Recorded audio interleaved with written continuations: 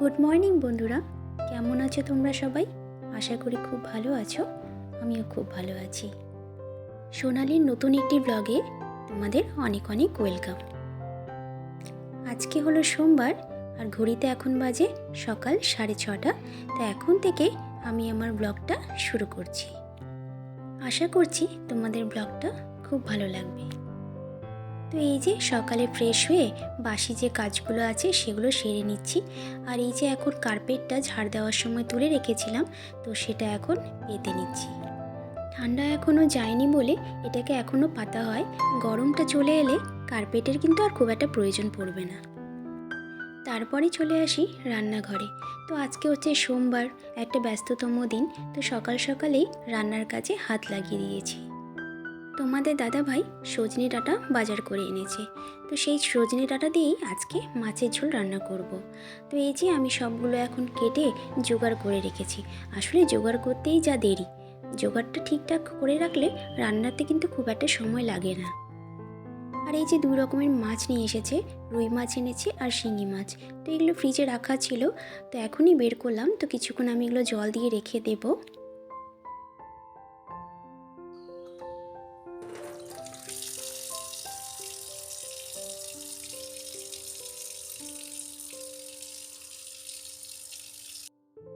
মাছগুলো কিছুক্ষণ জল দিয়ে ভিজিয়ে রেখে আমি চা বসিয়ে দিয়েছি।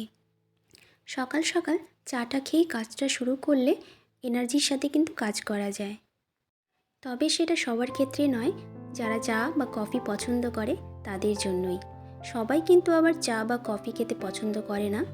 তো এই যে আমি আগে বসে চাটা খেয়ে নিচ্ছি, এবার আমি রান্নার কাজে হাত দেব। প্রতিদিন আমি রান্না শুরু করার আগে গ্যাস ওভেনটা ভালো করে একটু পরিষ্কার করে নিই।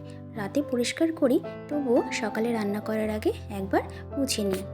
আর এই যে এখন আমি মাছগুলো ভেজে নেব, তো হলুদ লবণ দিয়ে ভালো করে মেখে নিচ্ছি। সপ্তাহের প্রথম দিন একটু অলসতা কাজ করে। জানি না এটা সবার ক্ষেত্রে হয় কি না, তবে আমার ক্ষেত্রে কিন্তু হয়।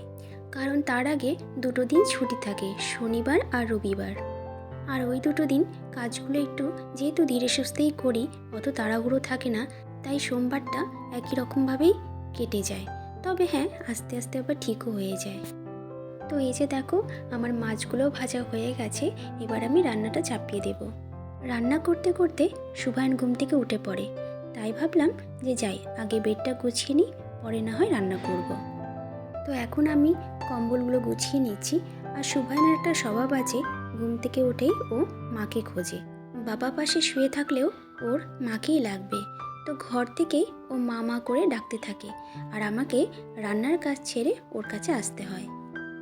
সেই জন্য আমি ও ঘুম থেকে ওঠার আগে যতটা সম্ভব কাজ এগিয়ে রাখার চেষ্টা করি। কারণ আমি জানি যে ও উঠলেই আমাকে খুঁজবে, আর ওর কাছে এলে কম করে আমার সেখানে 15 থেকে 20 মিনিট সময় যায়। আর আমারও ভালো লাগে ও ঘুম থেকে উঠলে ওর সাথে কিছুটা সময় কাটাতে। কারণ অনেকক্ষণ তো ওর সাথে কোনো গল্প বা কথা হয় না, আর ঘুম থেকে উঠে ও নানা রকমের গল্প করে, কথা বলে, যেগুলো শুনতে আমার কিন্তু বেশ ভালো লাগে। তো এই যে গল্প করতে করতে আমার কম্বলগুলো গোছানো হয়ে গেছে। এবার আমি বেডটাও একটু ঝেড়ে নিলাম।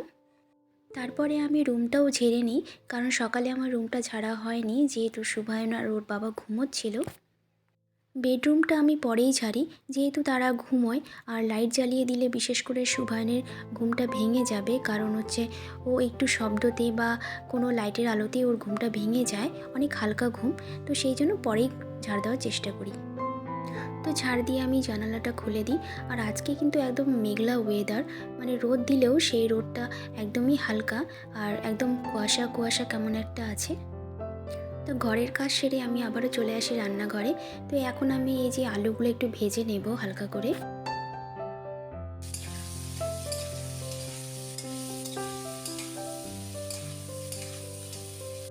আলুগুলো ভাজা হয়ে গেছে, এবার আমি সেগুলোকে নামিয়ে নেব। যে কোনো তরকারিতে যদি আলু ভেজে দেওয়া যায়, তার স্বাদ কিন্তু একটু আলাদা হয়।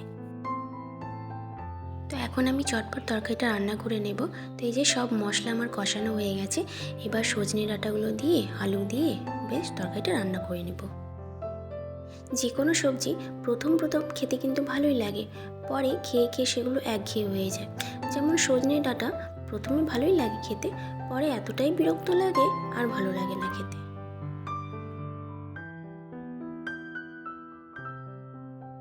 তো ওদিকে আমার তরকারিটা হচ্ছে আর এদিকে আমি চালও ভিজিয়ে নিচ্ছি, ভাতটাও রান্না করে নেব। অল্প করেই চাল দিয়েছি, যেহেতু ঠান্ডার দিন রাতেও আমাকে ভাত রান্না করতে হবে, সেই জন্য নষ্ট না করে অল্প করেই চাল দিচ্ছি।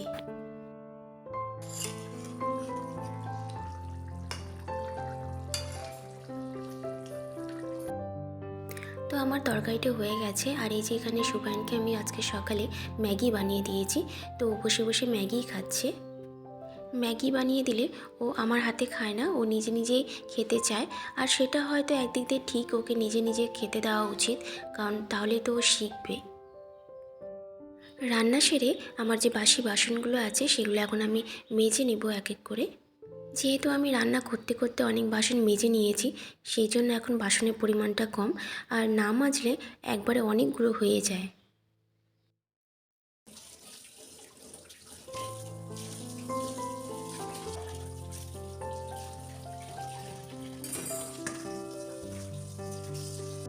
তো এখন আমি ভালো করে বেসিনটাও ক্লিন করে নেব।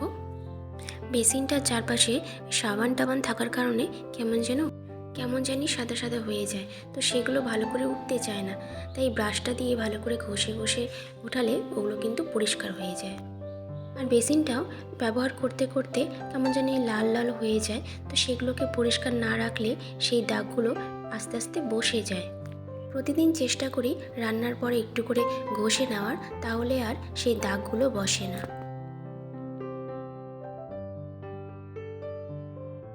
বেসিনটা পরিষ্কার করে এবার আমি এই যে ওয়ালটা আছে সেটাও ভালো করে একটু ঘষে নিই, কারণ ওগুলোতে অনেক সময় নোংরা পড়ে যায় আর জল ছিটিয়ে এইসবের কারণে কেমন দাগ দাগ হয়ে থাকে। তো আমার পরিষ্কার করা হয়ে গেছে, এবার আমি জল দিয়ে ভালো করে ধুয়ে নিচ্ছি। এভাবে প্রতিদিন একটু একটু করে পরিষ্কার করলে এগুলো কিন্তু ক্লিন থাকে।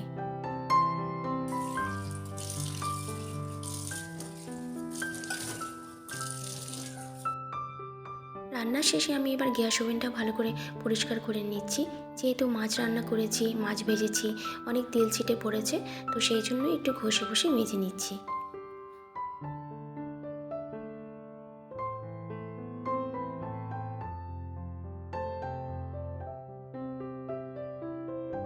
গ্যাস ওভেনটা পরিষ্কার করার পর আমি স্ল্যাবটাও ভালো করে পরিষ্কার করে নিচ্ছি, মুছে নিচ্ছি।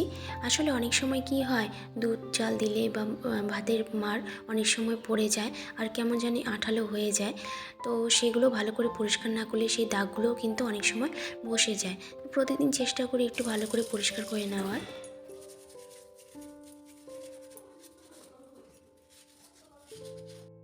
সবশেষে আমি বার্নারগুলো ভালো করে ঘষে নিই, কারণ অনেক সময় কি হয় রান্না করতে করতে সেগুলো জ্যাম হয়ে যায়, তো এভাবে পরিষ্কার রাখলে সেগুলো কিন্তু ক্লিন থাকে। বার্নারগুলো ধুয়ে আমি এবার মুছে নিয়ে সেগুলো শুকোতে দেব। তো রান্নাঘরের কাজ মোটামুটি আমার শেষ।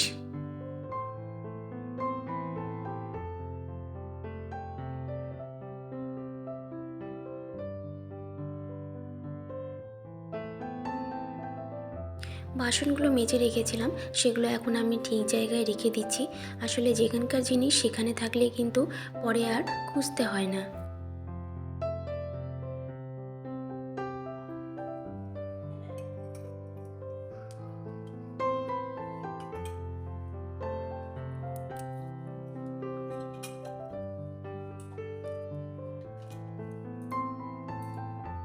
তো এই যে সকাল থেকে যে রান্নাঘরে দৌড়োদৌড়ি চলছিল, তো সেটা থেকে এখন আমি একটু ফ্রি হলাম।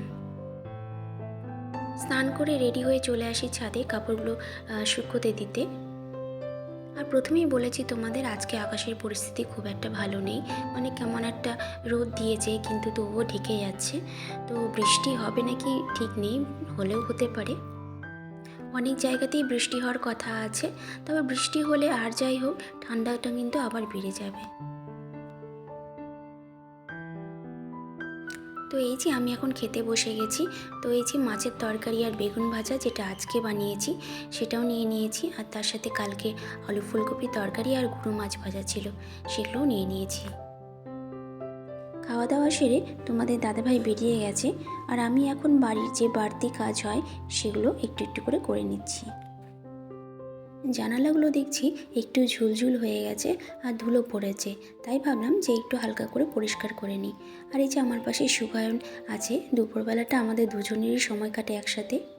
ওকে স্নান করিয়ে খাইয়ে দিয়েছি, একটু পরে ঘুম পাড়িয়ে দেব। আর এই যে আমার ঘরের বড়সড় একটা ব্ল্যাকবোর্ড, শুভায়ন এটাকে ব্ল্যাকবোর্ডই বানিয়ে দিয়েছে। ও স্লেটে খুব একটা লেখে না, তবে ওয়ালটাকে ও ভীষণ পছন্দ করে লিখতে, তো ওকে আমি লিখতেও দিই, কারণ এখন যেহেতু ও লেখার সময়, আমি চাই ও যা পারুক তাই লিখুক। এইভাবে লিখেও যদি ও কিছু শিখতে পারে তাহলে তার থেকে ভালো আর কি হতে পারে। ওয়ালটা আমি ওকে পরিষ্কার করে দিলাম যেন ও আবার নতুন করে লিখতে পারে।